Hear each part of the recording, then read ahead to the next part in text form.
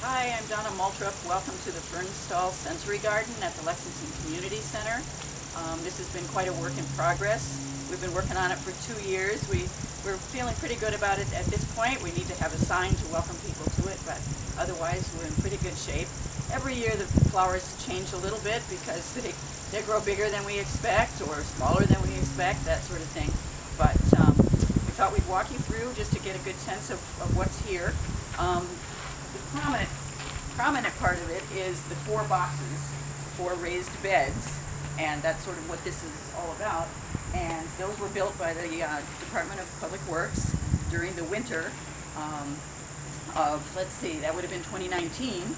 And these are really sturdy boxes. We used a picture and showed them the picture, and this is what they came up with. And a lot of the wood is pressure treated, but none of that touches the actual plants. So the base of the box will stay forever. The rest of it is made out of cedar, and there's a landscaping cloth liner to it, and then we use the town's compost in it. And I gave it a little bit of organic fertilizer this spring because, remember, the raised boxes, especially ones up on their legs, they don't get worm castings and rotting material, you know, like other things do in the ground. They get sort of, you know, normal and natural fertilizer. So you really do have to pay attention to these raised beds. I should say at the start too, they need to be watered more regularly. Especially these, we have the boards on the side, and the wind, you know, just sort of blows through them. So this garden is tended 3 times a week, and it's the uneven 7 days a week that's a problem. I've been coming Tuesday, Thursday, and Saturday, and the distance between Saturday and Tuesday can sometimes be a problem. The raised beds definitely need to be watered that often. Over here you can see the garden by the wall, and that really wasn't a part of it originally, but of course, like at your own home, when you start to do one section, it kind of makes the other section look shabby, and there was nothing planted by this wall, and it made it look really intense. So we had some extra compost, and so we threw it over there and decided to plant it, and it's turned out very nicely for us.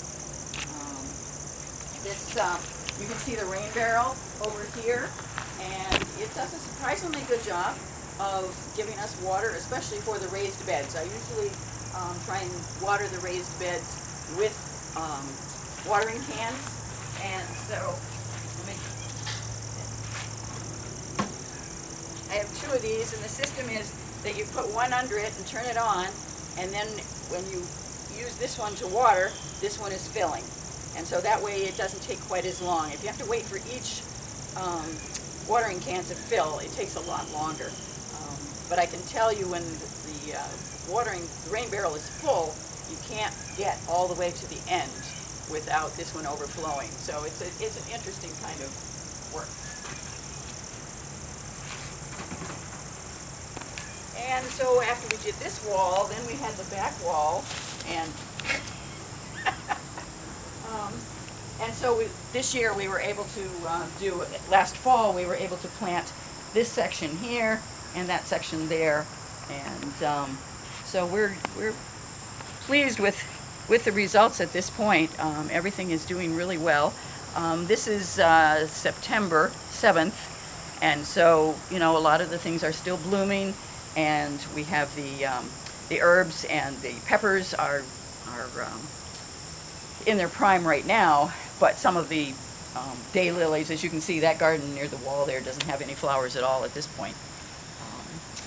All right, we're going to walk on the stone dust path that we have, and this was put in by the DPW this spring, or not this spring, no, it was last, I don't remember when we put this thing in. I know I put extra stuff in this spring, so they must have done it in the fall of 2019. That's when this was done. And this is designed to go next to the raised beds, and then it goes around to the patio. So we're going to give you a view of each of these boxes as we go. And the sensory part of this is taste. We have little red lunchbox peppers here. Eyes, of course, is all the color. And we have some verbena in here. These are some black-eyed Susans. This one started blooming early, and so it's pretty spent, while others are still doing well right now. We have lamb's ears, and these are very soft to the touch. And then we have some, this is also soft to the touch, the Decentra. It's a lacy kind of foliage. And then, of course, hearing are for the bees. And the bees love the black-eyed Susans, they love the Decentra, and they love this Scabiosa here also. And one of the things I do every time I come is to cut off the dead flowers, which encourages more flowers to come. In most flowers I've found, but there are specific ones that really need to be deadheaded. But this Scabiosa in particular operates like that. And we'll go here. We have again another Decentra for touch. We have this lovely My Girl rose, and this obviously attracts the bees, but it also has a lovely fragrance. It's a bush rose, but it still has a smell to it, and it's very nice. And this is the lavender here, which if you take it like this, you can smell the lavender. It's wonderful. This is some Coreopsis here, and the bees love it. This is one that really responds to taking the dead flowers off, but you have to really keep at it because it really produces a lot of flowers. Behind here, I think you can see we have some chives. Now next year I'm going to move these chives. I didn't think it was a good idea to put these behind the rows. I did it this year because I had the space, and I thought, well, I'll just put chives there, and then I'm putting the chives there, and I'm going, chives next to the rose. I just don't like that. So we'll move those somewhere else. Now behind you can see a little better the garden that we put next to the wall. And that's got mostly daylilies and some peonies. I had some extra peonies for my house, but there were also a few peonies that had been here at the community center for a long time, and they're much happier now that they've been moved out and given some space. Alright, this one here had to be totally redone because we had a Japanese lantern plant in here, and it took over the entire box to begin with. So I had to dig it all out. And so this has been a pretty good box, although this chrysanthemum is taking over, and I think it's killing this Supertunia here.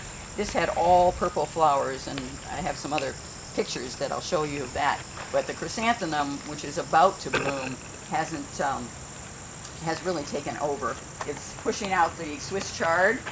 We have some beautiful Swiss chard. I mean, if you have a vegetable garden at home and have Swiss chard down on the ground, you know it gets eaten. But up here, it grows beautifully in this raised bed. We have some dahlias just for color. And then we have some English thyme here, and this is Thai basil, which some people have used in cooking. Some people asked me for some leaves, and they took it, but it is a beautiful, it looks like a wedding bouquet to me. And then last but not least is this box, which is going crazy.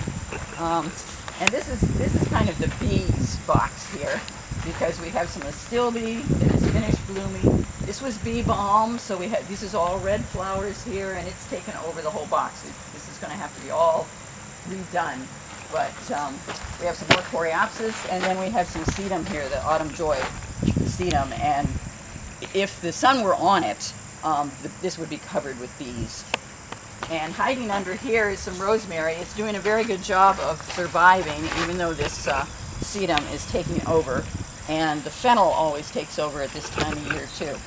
But so we have a lot of edible herbs and peppers and Swiss chard for taste. We have the bees that are all over the place for hearing. We have color, obviously, for a feast for the eyes, and watching the bees. And then touch, we have the fern and the lamb's ears, and even some of these herbs. You know, they all have their own feel and beauty. And many of them, of course, have smell. Let's see, am I covering everything? I want to make sure. Smell and taste and hearing and touch. What's the one? Oh, seeing. seeing, smell, touch, taste, hearing. Yeah, okay, we've covered them all. So we're going to just keep walking on this path. We'll show you how nice this path. It goes over and connects to the community center patio over here. So it's really, this is a very nice walk. I know when I'm watering at night or working on the gardens, there's a lot of people that take this walk around the grounds of the community center, and this path has been one that is well used. All right, I think that's the tour. Why don't you